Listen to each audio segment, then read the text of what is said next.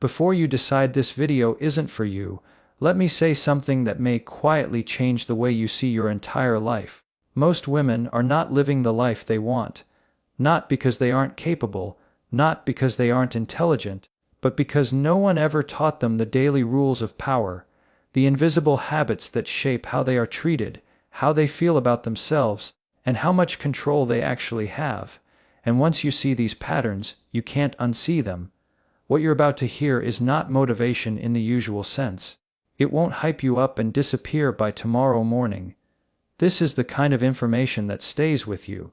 The kind that makes you notice your reactions, your conversations, your choices in real time. The kind that makes you pause before saying yes, pause before explaining yourself, pause before giving energy to the wrong people. Some of this may feel uncomfortable. That's intentional. Growth doesn't arrive gently. It arrives as awareness. And awareness, at first, feels like tension. You may realize how often you've been over-giving, how often you've been shrinking to keep peace, how often you've been living by rules that were never designed to protect you. If you stay until the end, you won't just feel inspired, you'll feel steady. You'll understand why certain situations keep repeating, why some people drain you, why confidence sometimes disappears even when nothing is wrong. And more importantly, you'll know what to do differently starting today. This isn't about becoming louder or harder.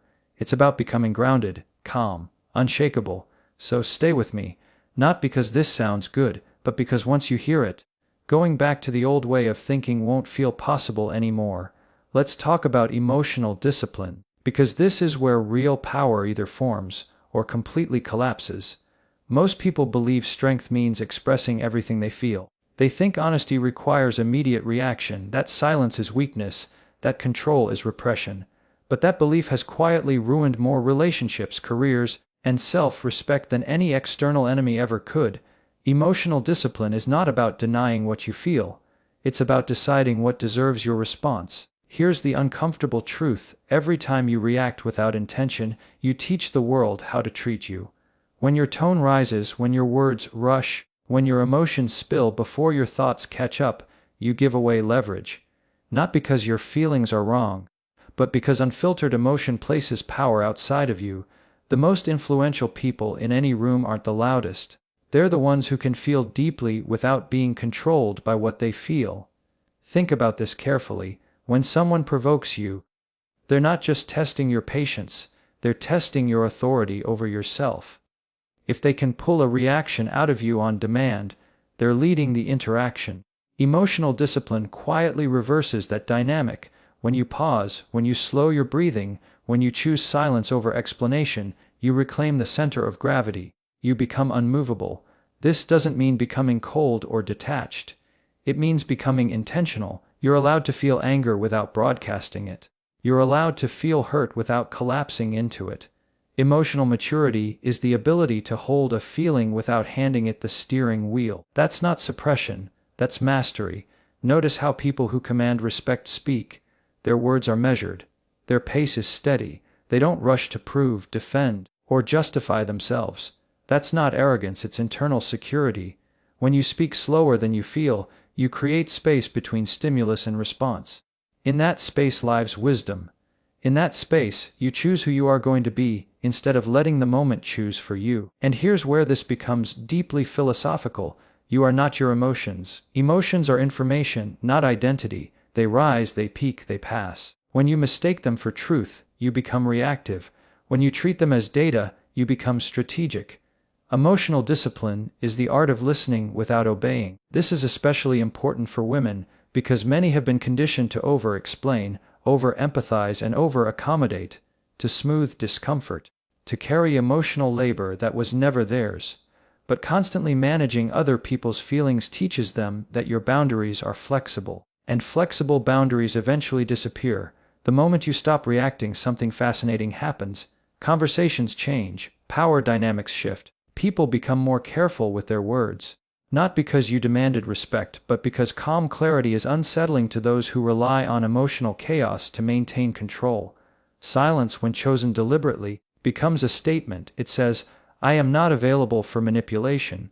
It says, I don't need to win this moment to protect my worth. It says, I trust myself enough to wait. Emotional discipline doesn't make you distant. It makes you grounded. It allows you to engage without being consumed, to care without self-betrayal, to stay open without being exposed. And once you develop this habit, everything else in your life aligns more easily, your standards, your boundaries, your decisions. Because a woman who can regulate her emotions cannot be easily rushed, pressured, or persuaded into a life she doesn't want. Here's the line to remember, and I want you to sit with it: power isn't found in what you feel, it's found in what you choose to do with what you feel. Let's move to something that sounds simple on the surface, but changes everything when it's actually lived. Self-respect is not a statement, it's a practice. Most people think self-respect is something you declare. They say it out loud, they post about it, they announce boundaries before they've built the strength to hold them. But real self-respect doesn't need an audience. It shows up in small, quiet decisions made when no one is watching, and those decisions shape how the world eventually responds to you. Psychologically, self-respect is not confidence. Confidence can fluctuate. Self-respect is structural. It's the internal rule set that determines what you tolerate, what you walk away from, and what you never explain twice. When that structure is weak, life becomes exhausting. You negotiate with your own standards. You say yes when your body is saying no. You stay longer than you should because leaving would require disappointing someone else. Here's the truth most people avoid. Every time you abandon your standards to keep peace, you teach yourself that your comfort is negotiable. And once you accept that internally, others sense it immediately, not consciously, not maliciously, but instinctively. People treat you according to the rules you enforce with yourself. That's why self-respect must be practiced daily, not performed occasionally. It shows up when you end conversations that drain you instead of trying to fix them. It shows up when you rest without guilt, when you stop justifying why you need space, when you choose solitude over chaotic company. These are not dramatic acts, they are disciplined ones. There is also a philosophical layer here that matters deeply. Human beings are meaning-making creatures. When you repeatedly violate your own standards, you fracture trust with yourself. And a person who doesn't trust themselves will always look outward for validation, direction, and permission. That's not weakness, it's conditioning, but it is reversible. Self-respect is rebuilt the same way trust is rebuilt anywhere else, through consistency. You say you will leave, and you leave. You say you will rest, and you rest. You say no once, and you don't apologize for it. Over time, your nervous system relaxes because it learns something important. You will protect yourself. Notice how powerful that is. The moment you no longer need external approval to feel stable, your behavior changes. You stop over-explaining, you stop chasing closure. You stop trying to be understood by people who have already decided not to listen. Not out of bitterness, but out of clarity. And here's the part most people don't expect. When you stop announcing your boundaries, they become stronger. When you stop explaining your standards, they become clearer. Silence paired with consistency teaches others far more effectively than words ever could.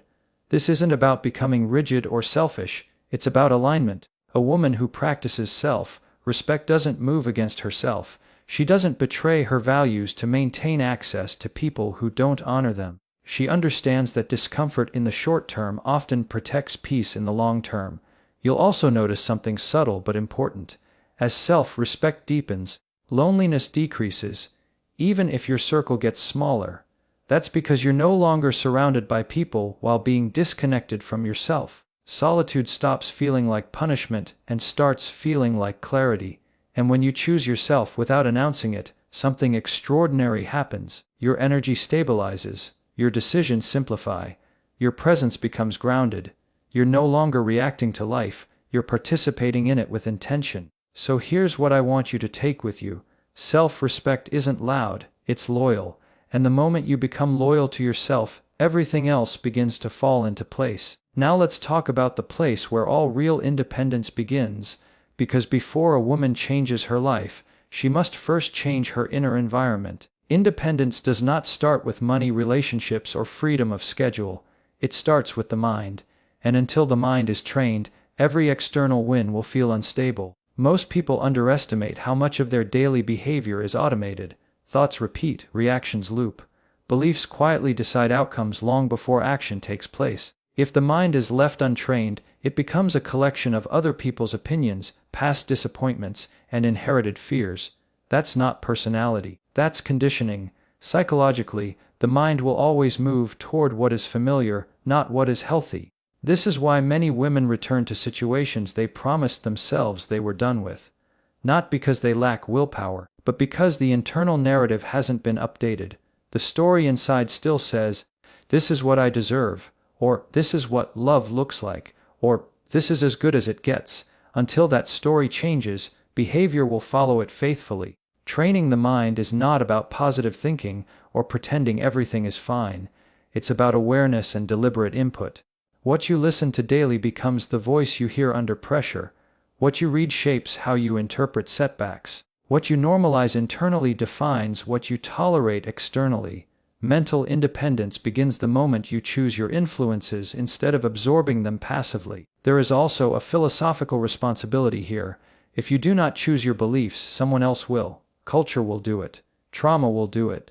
Loud voices will do it. And then one day you'll wake up living a life that feels foreign, wondering how you ended up there. That confusion is not accidental. It's the cost of an untrained mind. A disciplined mind creates emotional steadiness. Emotional steadiness creates clear decisions. Clear decisions create freedom. This is why independence cannot be rushed. When a woman learns to sit with her thoughts without distraction, something important happens. She starts hearing herself. Not the noise, not the fear, her actual intuition. And intuition only speaks when the mind is quiet enough to listen. This is also why being misunderstood becomes less threatening as mental independence grows.